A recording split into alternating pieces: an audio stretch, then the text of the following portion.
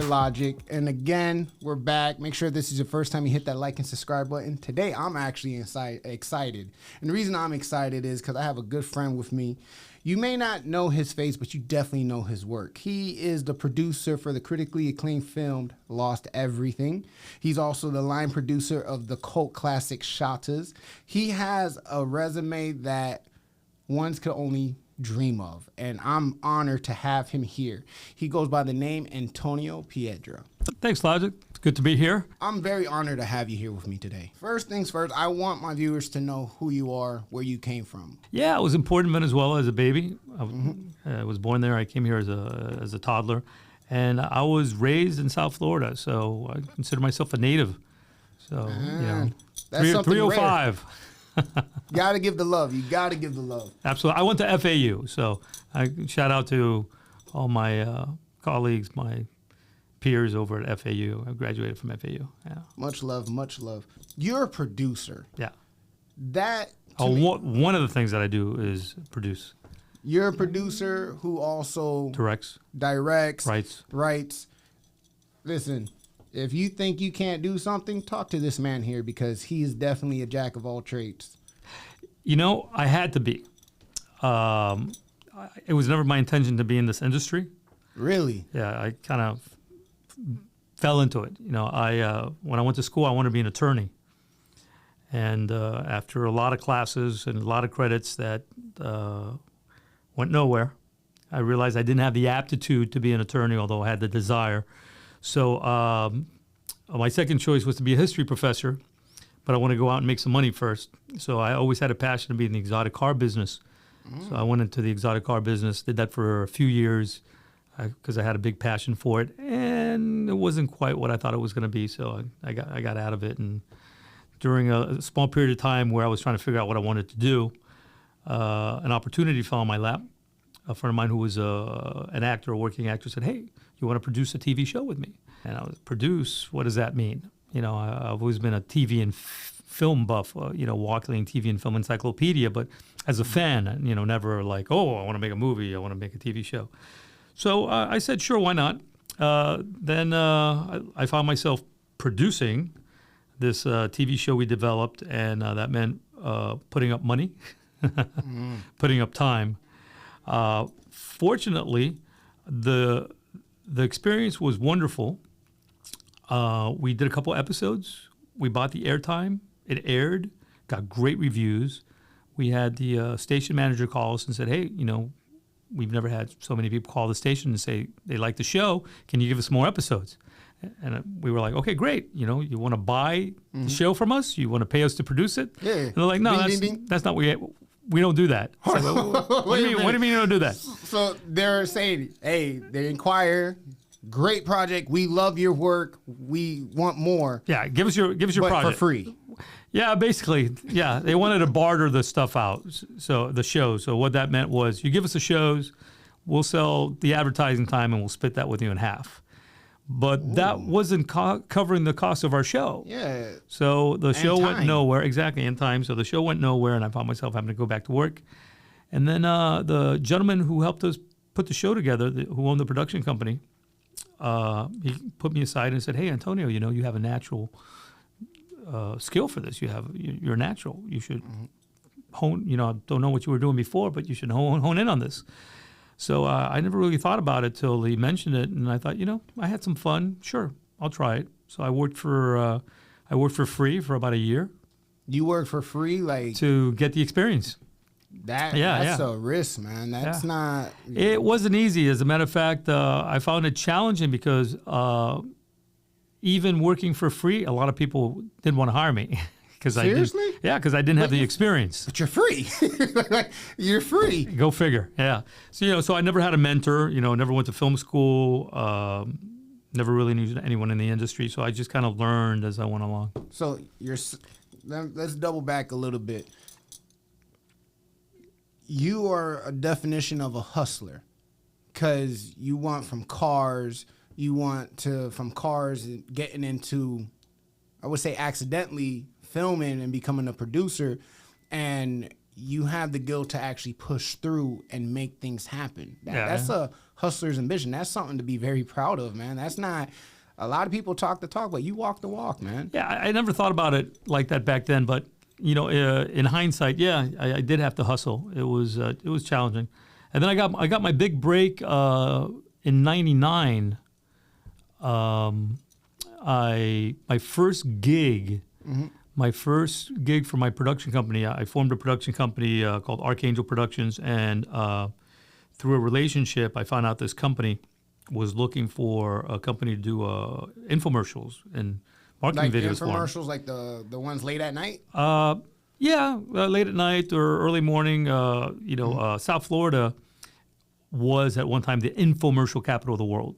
Really? Yeah, there was a lot of production companies here making infomercials, selling, from kitchen products to vacation packages to, whatever.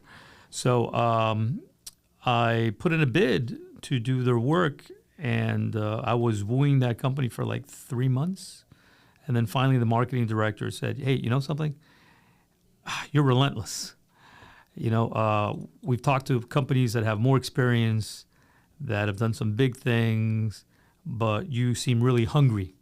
So we're going to give you the opportunity. And they did. And then the rest is history. I did that project, which was my budget back then. Remember, this was 20 plus years ago. Mm-hmm. I had a budget of almost $150,000. That's a lot of money back in the day. Yeah. That's a lot of responsibility. Yeah, and that was my first real production. Were you nervous? Were you like... No, I wasn't. I was pretty confident because, coming from the exotic car business, mm-hmm. I wasn't a mechanic, so I didn't know anything about, I wasn't a great salesperson, but I was very knowledgeable in a lot of things, and I knew how to put teams together. Because in the exotic car business, I was a management, service manager or buyer. So you're a natural born leader. I can lead when I have to, yeah. So I'm good at putting teams together, Okay. Things that fit. I'm good at like jigsaw puzzles. I see something in pieces, and I see how they fit. It's this weird like vision. You bring the thing. solution to life. Yeah, exactly. That's what I do. I'm a troubleshooter. Job descriptions of producer being able to troubleshoot. I do have a question. You said troubleshoot. Can you describe exactly what it is that a producer does for my viewers that may not understand what a producer's responsibilities are? Okay. So, are you familiar with the real estate industry? No, okay. Vaguely. So in real estate, you have a general contractor, right? Mm-hmm. What is a general contractor? What is the role of a general contractor? He's the builder, no? Well, he can be, but a general contractor basically takes the idea, the blueprint. From the architect. Mm-hmm. So the architect's kind of the director. Okay. And the general contractor is kind of like the producer. So the general contractor now gets the funding, the materials. Exactly. He finds out, okay, what do I need to build this? The carpenters, the electricians, the construction workers. So a producer, I have to find sometimes construction workers. I have an electrical. I have a camera department. Yeah. So there's a lot of. It's a good metaphor. There's a lot of similarities between a general contractor and a producer. So I bring the project to life. Bring the project to life. Yeah, and then the director captures the vision, what it looks like. And you played both chairs as well. Yeah, I can do both on certain projects. Some projects require too much of one thing to be able to do both well. You were responsible for a cult classic. You were the line producer of a cult classic called Shottas. Yeah. That was an interesting experience. It was the best of times. It was the worst of times. That was my first. That was my first, I guess you could say, big film project. Yeah? Yeah. Because before that, mostly did TV commercials, infomercials. Mm-hmm. I did a couple small indie films, And a friend of mine called me from New York and said, hey, I really need you to put this thing together because it needs a lot of help.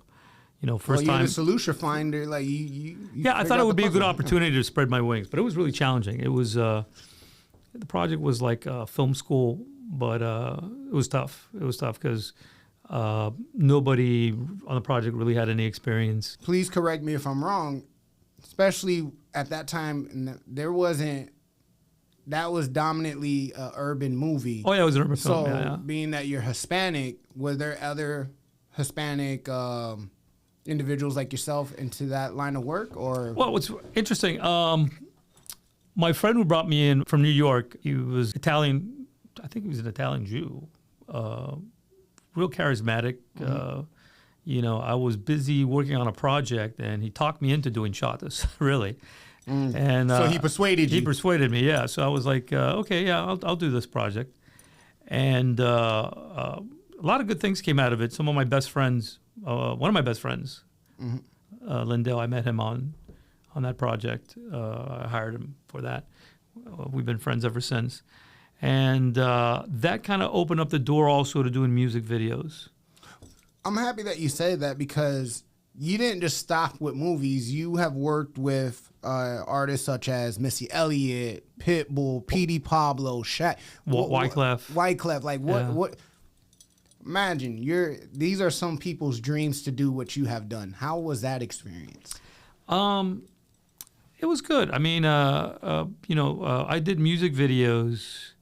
I was like the go-to guy for a few years in South Florida for music videos. So I've done a lot of music videos, and that was between like 2002 and 2008. What would you say was your most popular video? A music video I did for a country artist. Her name was Deidre, I think. I enjoyed the video because I produced, directed it, and I wrote it. Really? Yeah. And we had a great budget. Hold on. Director, producer, writer. Yeah. It was very cool. And what was great about it is that we were shot over 2 days. We had a great budget.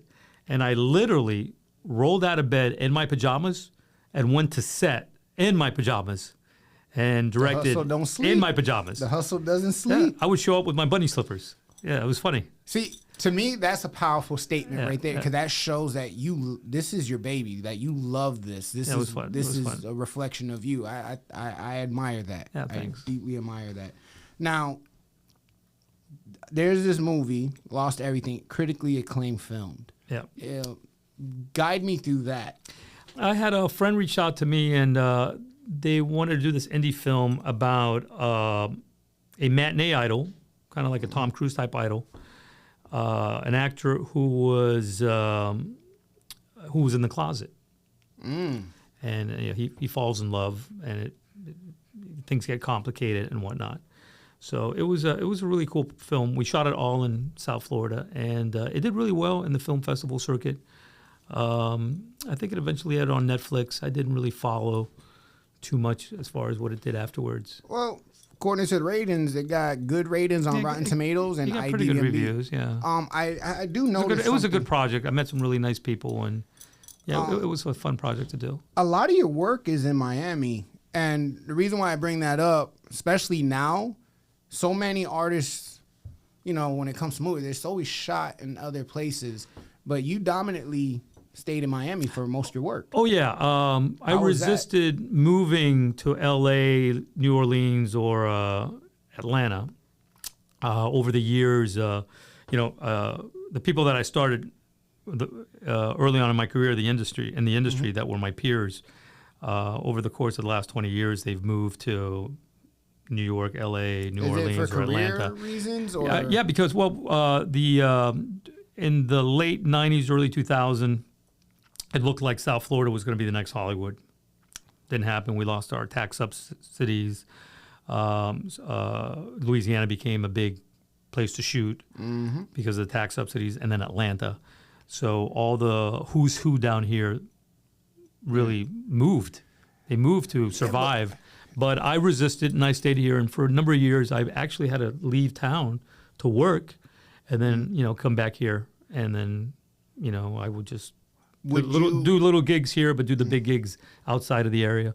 So being that you're a writer, producer, director, would you, because, we know that when you said Atlanta, that's now almost like the Mecca for Hollywood. It's East Hollywood. It is. Half of all TV shows and all movies are shot in Georgia.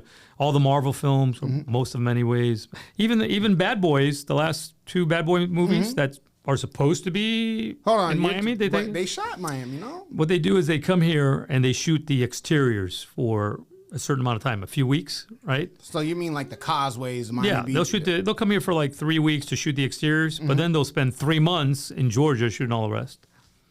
You know, now that you say that makes so much sense as I watch the movie, and I'm like, I don't know any parts of Miami have woods like this. Like, you know, but There you go. There you go. it's funny how you bring that. I mean, being that you're in Miami, would you like to see like Hollywood set in here? Yeah, well, you know, early on in my career, I was committed. While I saw a lot of my friends moving away, I was committed to staying here and making it happen here. But God, it was tough. I mean, over the course of the last couple of decades, you even had big people, big stars like Sylvester Stallone, who at one time wanted to open up a studio down here. But there was so much going on against that happening, you know, not getting the support from the state legislature, a lot of the great talent moving out of South Florida because there was nowhere to grow to. Yeah, and you got to follow the money trail right, too. exactly. But I resisted. You know, sometimes I take the toughest path. You know, I'm like, I'm going to make it here no matter what. So coming out of COVID, during COVID, I had to shut down my production company, and like a lot of production companies did during COVID. And then out of it, I decided we were going to open up a new business, a new production company, and focus on true stories or stories inspired by true events, and most of them being Florida grown, South Florida grown. Bringing back in the business. Exactly. Let's go. So about half of our projects are based on actual events that happened in South Florida. The movie that we're proud of launching the company with, our first film out of the gate, out of our new company called Miami Media Partners, is called The Great Faja Heist, and it's based on or inspired by Great faja, like the faja that women wear? Yeah, like the Spanx, like the girdles. Yeah. So believe it or not, a few years ago there was a robbery, a heist, where $2 million worth of fajas. That's a lot of fajas. A lot of fajas were stolen from a warehouse. $2 million worth of underwear. Oh, it was hilarious when I read about it, and they never caught the culprits. So after I reached out to the gentleman who wrote the article in the Miami Herald about the faja heist, I was inspired to create a story inspired by the actual events. And I thought to myself, well, you know, what kind of people would rob underwear? Yeah, $2 million worth. Which I did the math, and I found out, well, you know, how big are the faja packages? How many fajas in a case? How many cases on a pallet? How many pallets in a truck? And after doing the math, that comes out to 2 18-wheelers full of fajas. Yeah. So that's what they stole over the course of a weekend in an Ocean's 11 type heist. You know, they cut the security, went through the roof, made a hole through the wall. It's just crazy. Florida's crazy. Oh, yeah. Florida's crazy. Wow. So we wrote a comedy around it. So it's 5 soccer moms who, you know, are having some financial trouble, and they and when is this coming out? Well, God willing, it'll be out same time next year. Yeah. Make sure we look for that one, because I'm definitely searching for that one. That sounds like it's going to be a great one. Oh yeah. Or if we can make it sooner, you know. So we're in the process of putting the package together and reaching out to the talent, and it's primarily a Latin cast, and half of the cast are Miami based or grown. So you're going to recognize. So you're creating jobs here. That's the goal. That's the goal, is to bring in the talent that calls Miami home, or have called Miami home, or, you know, were raised in Miami. That's awesome, South Florida, yeah. Represent from Miami. Yeah. That's a win. I do have questions. Being that, again, you're a writer, a director, a producer, you've seen how it started when you got into where it is now.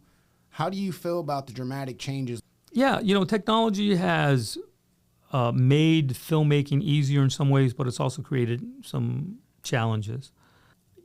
You know, technology is just a tool. It all boils down to a good story. So you could have the greatest technology, the most expensive cameras, the greatest microphones, have a shoot that looks beautiful. There's a lot of content online that looks beautiful, but has no story. So people aren't going to watch it over and over again because it doesn't have a story. You know, it's kind of like a car that looks great, but it doesn't have anything under the hood. So you may take it for a ride one time because it looks great, you know? Till a V8 shows up next door. Exactly, And you know? And you can apply the same metaphor with a person of the opposite sex. You know, sometimes a girl goes out with a real good-looking guy, and then after, 5 minutes, she's like, This ain't it. or vice versa. You take out a beautiful girl, and it's like, I've been there too. All the glitter is not gold, they say. There you go. But the industry's changed quite a bit. The business has changed quite a bit. Do you think it's easier now to be a producer or harder? I think it's harder. But there's, it's harder in some ways, but there's also more opportunities. Say, if you could break that down, more opportunities, and is it, you think, because of social media or networking? If you want to make a movie, you have an opportunity of more people seeing your movie because of all the different platforms that are out there. Okay. However, on the business side, you have less of an opportunity of making money at it. There's So that's an irony there. It's like, wait a minute, more people will watch my film than like 10 years ago, but say, I'm not going to make as much money. Yeah, it's weird how that works out. But like, what is your feeling about independent film fest? Do you? Well, that's how I started doing indie films. It's a good exercise when you're starting out. It's fun. You learn the craft, hone in on those skills, you build the relationships. But after a few of those projects, those passion projects, you really need to focus on paying the bills. I hear that. Yeah. And it's very expensive. Seeing, sometimes you get those deluxe editions where you see behind the scenes and you really see how much work it actually takes to make movies. Oh, yeah, it takes a village. Takes a village. Took the words right out of my mouth. But also you have to be careful how you manage your village. Yeah. And I look at it, what recommendations would you have for, any young person coming up who wants to follow like in your footsteps and learn to be a producer, learn to be a writer, or learn to be, a director? What recommendations would you have? Number one recommendation would be find a mentor. Find a mentor. Yeah, because that'll save a lot of time and pain, growing pains. Try out different things, see what you like in the field, hone in on your craft. And it's nice to have passion projects, but it's good to focus on what's going to pay the bills. Because if you don't find yourself in that environment or in those circles or create those opportunities, you're always going to be chasing those passion projects and never being able to pay your bills. And what I've seen over the years is that a lot of people quit. Yeah, so you get these people going to film school or, workshops or seminars, and they learn some of the craft, but they never get to use it because they ended up being either exhausted or tapped out financially. Yeah. Because one of the reality is it does cost money to build your dream or have your dream happen. It's a dedication. I can say that probably 90% of people that I know that have been in the business aren't in the business anymore because for them it's too hard or they may not be in love with it anymore, or the reason they're not in love with it is because it's difficult, the rejection, the crushed dreams, not having that commitment. Sounds like some of my past relationships. Yeah, it takes commitment, because I've known people that have mortgaged their home to make a movie. Oh wow! And not have it pay off. That's a gamble. Yeah, it's a gamble. So you have to be willing to accept that. Just because you make your passion project doesn't mean it's going to be commercially successful. Yeah. I guess I never really thought about it like that because being on a project, any project, I indulge into the music world, there's plenty of times where this mixtape is going to be it. Right. And it's not it. Right. And you could have a couple bangers on there that people love, but you also don't have the finances to push it. Right. I used to work with a lot of musicians, big artists, and we'd have conversations. And it's like, if you're a musician, for example, and your goal is to write a hit record, that's your goal. And your goal is to have big concerts.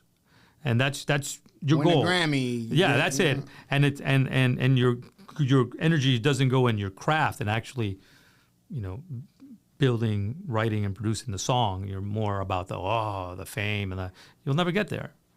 because you need to focus on the craft, on having a great story, having a great song. A great song is going to open up opportunities. Maybe an opportunity as a writer, maybe opportunity as a writer-producer, maybe an opportunity as an artist. I was thinking about the one thing for sure and two things for certain. So, one of the things that I think about regularly that I know. The infamous question. Yeah, that question. One of the things that I know for sure is that, like cliche that the lottery has, that you can't win unless you play. Mm-hmm. It's true. You can't win unless you play. But just because you pursue your dream doesn't mean you're going to achieve it. Can you say that again? Because I think people need to hear that more often. Yeah. And it's a tough love situation. It is. And I go back to, there's two movies I love. Cool Runnings with John Candy. Oh, yeah. Yeah. Jamaica, we got a bobsled team. Yeah. And then Eddie the Eagle. It's with Hugh Jackman. Anyways, we all know Cool Runnings. It's about the Jamaican bobsled team. Yep. Based on a true story, from the 1984 Olympics. That same year, there was a gentleman from the UK who never skied before. And for a couple of years, he tried out to represent the UK in the ski slalom.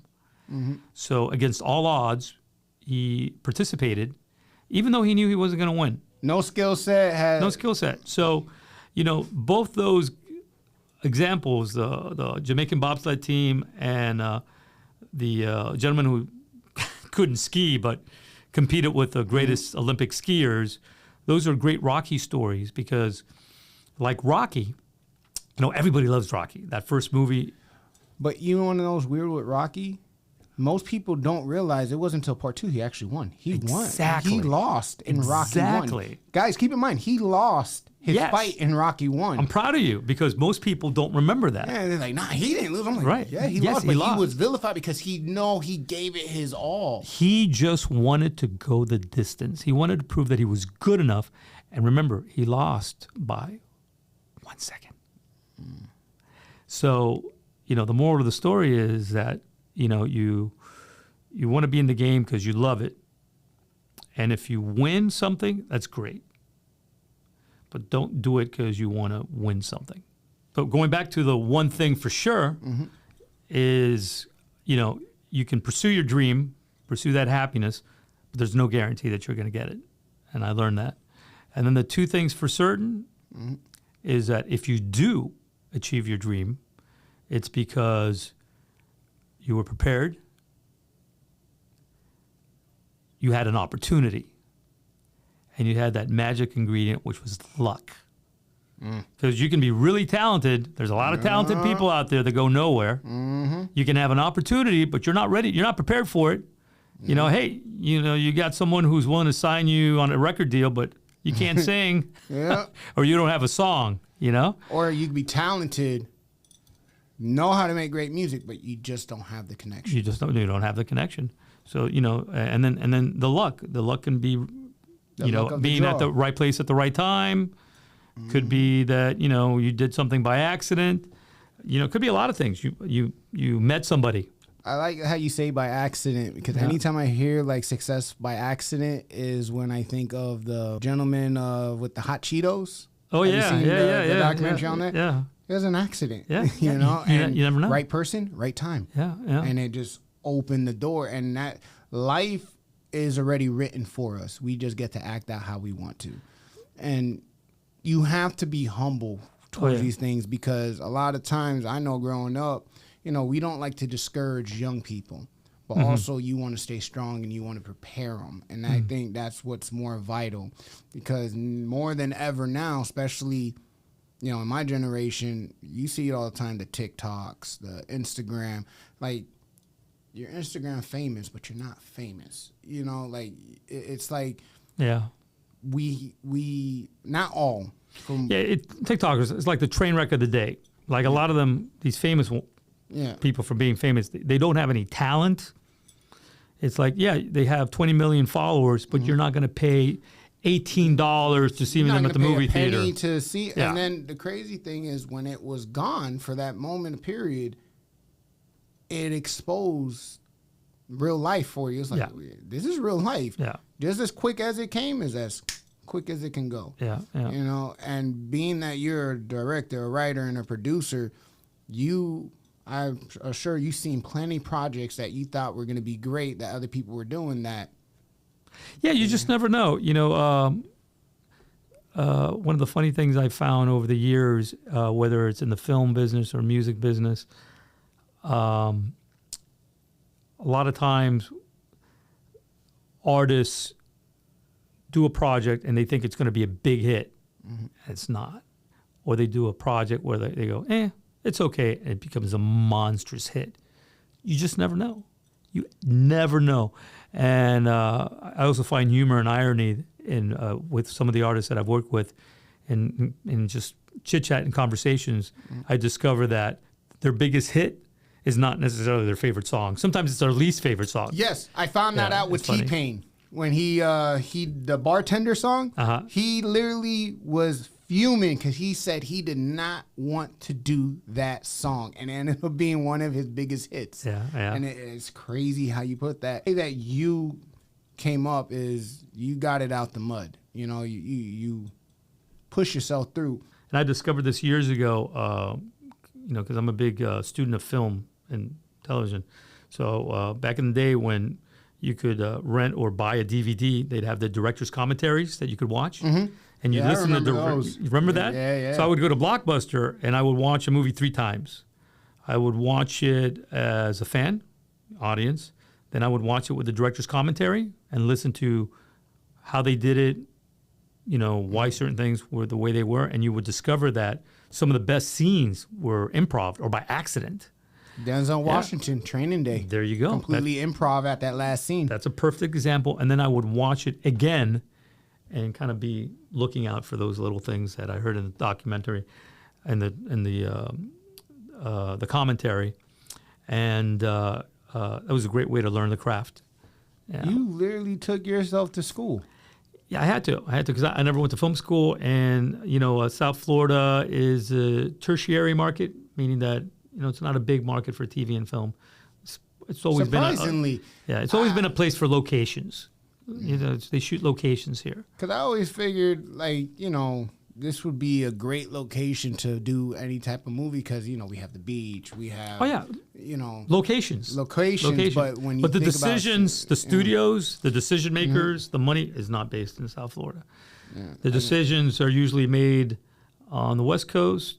Money comes from the East Coast, but now that's dynamic has changed because, you know, so many things are done in Georgia now. But even the financing doesn't necessarily come from Georgia.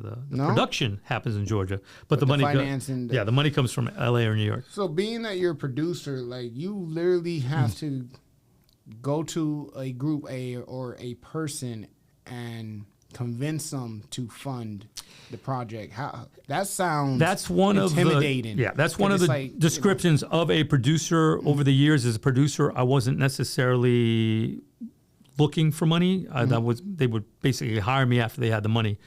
But making these projects, producing the projects that we're doing now through Miami Media Partners, since they're homegrown projects, and we're developing our own projects, and it's not a work for hire.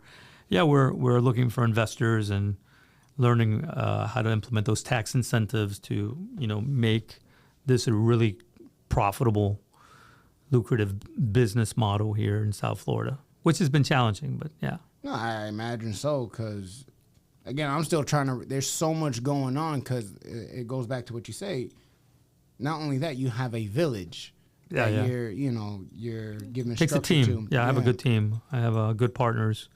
And you got to trust those people. It's an entire economic system that works in favor, you know, to get this dream, turn it into, you know, or vision and turn it into real life, you know. And I think that's fascinating because – especially being that you're a writer, you know, writing is art, you know, you're taking art and you're bringing it to life and you're allowing others in. And I think that's fascinating. Absolutely. You know, last couple of years, what was really inspiring was Sylvester Stallone's documentary that I've seen like half a dozen times already.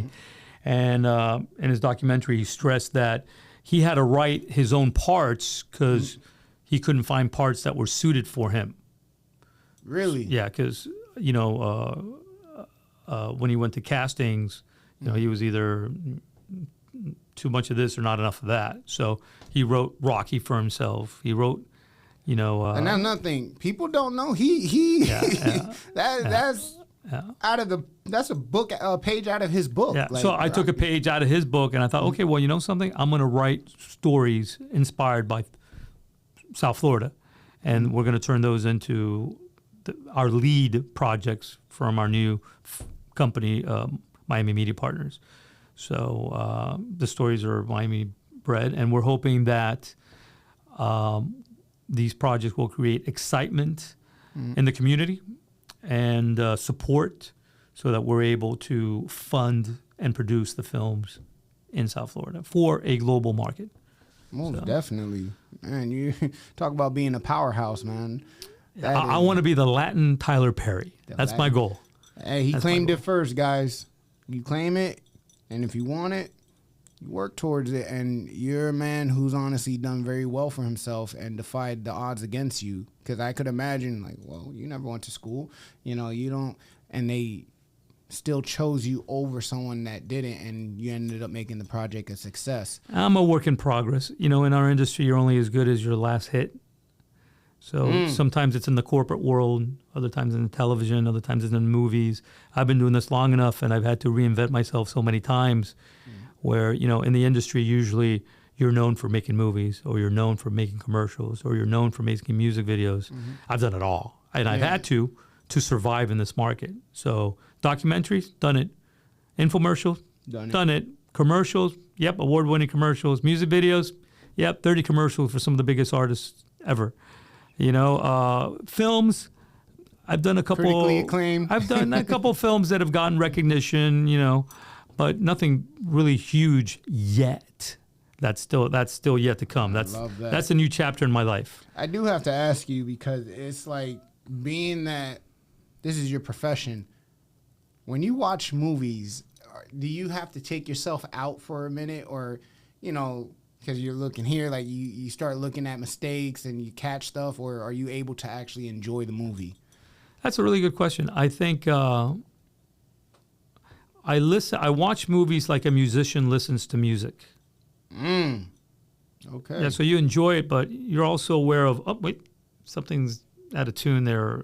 They hit a key, or that's a little different, or I wouldn't have done that like that, or, you still appreciate it and enjoy it, but you kind of study it somewhat. So, it's funny because when you said that, times have changed and things are different, especially with social media, I saw a clip that was Scarface 2, fan-made trailer. Oh, yeah. It's not but the web is full of those fan-made trailers now, man. But it was so well. Sometimes I see a Marvel movie and fan-based trailer, and I think it's like the real trailer, and then I'm like, wait a minute, they got clips here from other movies. Exactly, and it's so disappointing. But what really sold me on this one was, as we know, Tony Montana passed. Ends up being killed at the end of the movie. Tony Montana. Do you know that scene in the mansion where he says, "Hello to my little friend"? You know who directed that? It wasn't Brian De Palma who did who did the movie. No. Steven Spielberg did that scene. Best director ever, Steven Spielberg. He directed that scene because Brian and Steven, they've been very close. Or, there's a small group of friends that they all grew up together. They're, these are like the greatest directors ever. It's like this little director pack. It was Scorsese and De Palma and Spielberg and these greatest directors of their era, and Mr. Godfather. They were all good friends. And back in, when did they make that movie? In 82, 83? Early 80s. Yeah, Brian asked Steven if he wanted to direct that scene with Pacino, and he said, yeah. So Spielberg directed that scene in that movie. And I actually did my history on that movie. It got horrible ratings. It got horrible. It wasn't critically. It was not critically acclaimed. It's like Shottas. It's an instant classic, and it's like, how did this not do well? Yeah. And I think that's one thing I never thought Shottas was going to do well. No? It was a nightmare putting that film together, but Yeah, it was. I'm not gonna lie to you. As I watched that movie as an adult, there's some cringe parts into it, but I think that's what I love about it. I saw, and there's a lot of artists in there that I didn't know were in there, like DJ Khaled, you know, when he was skinny. But well, you know, Coppola, you know, who was part of that pack of friends. It was Francis Ford Coppola, George Lucas, Brian De Palma, and Steven Spielberg. Some of the best directors ever. Yeah. They were like best friends. Yeah, they're tight. They're tight. So a lot of times they help each other on different projects. And, he said in an interview once that Godfather was the worst experience he ever had making a movie. Hold on, the movie, The Godfather. Yeah, every time he'd hear the theme song, he'd cringe. Yeah, he hated hearing the song. It was a horrible experience in his life. Yeah, and I always thought that was interesting because some of the projects that I've worked on that weren't great experiences turned out to be probably some of the biggest commercial success stories that I've had. Yeah, which is that's so weird. Yeah, it's weird. It's ironic, feeling, man, because it's like. Everyone loves him. Like, I hate it. Yeah. It was just a really bad experience. But, Shottas was not a fun experience. I met some really good people that are still friends, great relationships. But it was it's not how you traditionally make a movie. Did I cover the two things for certain? Yes, sir. Yes, sir. Or did I just name one thing? You did too, but if you want to run another crack at it, I would love to. Which were the two things for certain? The one where I talked about the opportunity, and then preparation and luck, and that's one thing. Luck, and then you were saying that even though you work towards something, you're not guaranteed. Well, that's the one thing for sure. So I'm still missing. Oh yeah. The other thing for certain. The other thing for certain is that in the scope of everything, it's all BS. You know, it's good to pursue your dreams, but what you really need is to have good people around you, you know, family, friends, and be rooted because you need that. You need that love. The community of love. The community of love to be able to pursue those dreams and be turned down and be rejected over and over and over and over again. And I think the people that give up those dreams are because they don't have that support. They don't have that love. So as long as you need that Adrian, yeah. So as long as you have that love, you know, from family and friends and that significant other, that's all you need. I actually feel that. Yeah. I feel that very deeply. Unfortunately, I learned that lesson a little late. So, yeah, sometimes you get so focused on pursuing that goal, that dream, that you don't put enough time in what's really important. And then later on you realize that, you know, would you say it becomes an obsession almost? Not an obsession. Well, yeah, sometimes. But here's a perfect example. I have a friend of mine who got the opportunity to direct his first feature film. He comes from a music video background like I did also. And so he spent 1.5 years, 2 years working on this movie. It was like a low budget, $2-3 million film. And he did the movie, worked with some good stars, shot the movie, involved in post-production. You know, he put 1.5 years into this project. And I spoke to him a few months after the film. And he's like, you know, Antonio, I don't know if I'd do it again. And I asked him why. Oh, no, this was like a year after he finished the film. He goes, you know, I gave so much of myself to this project. I didn't see my family for a while, didn't spend enough time with my kids. You know, it took a toll on my personal life, and it wasn't quite as fulfilling as I thought it would be. But I thought, well, that's a sacrifice I'm making to make, you know, a great film and move on to the next thing. And then 1 year later, it's barely made a dent in my career. You know, I haven't seen the fruit of it. Yeah, the fruit of labor did not. Yeah. So it got me thinking. It's kind of like, wow, you know, I remember feeling like that quite a few times during my career. That's a scary feeling. Yeah, it is. It is. You know, it's uncertainty. Well, you know, I think it's worse for like recording artists because there's a lot of one-hit wonders out there. Yes, there is, So especially in the 80s, let me tell you. Yeah, I know quite a few of them and personally, and they have this great success, but they can never replicate it. So they go into a depression. Yeah, it would make me go mad. Yeah, I would go mad because it's like, I know I can do it. Right. And unless they're well rooted and they have a good core of family and friends, it affects everything around them. So I think I think having love in your life, the right kind of love, is a thing for certain, because that success is not guaranteed, but you're always going to have your friends and family there that love you and support you if you do the right thing. I can tell you right now, my viewers are going to take that one home because I agree with you 100%.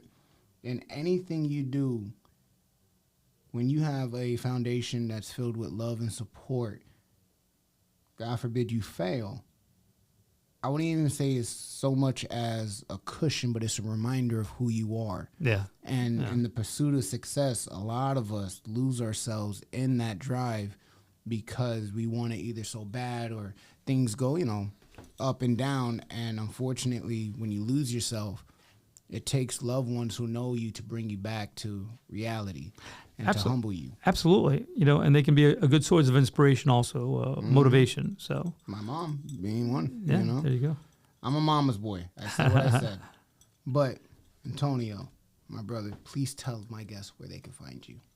Oh, well, you can find out what we're doing here in South Florida at MiamiMediaPartners.com or AntonioPiedra.com, or you can Google me.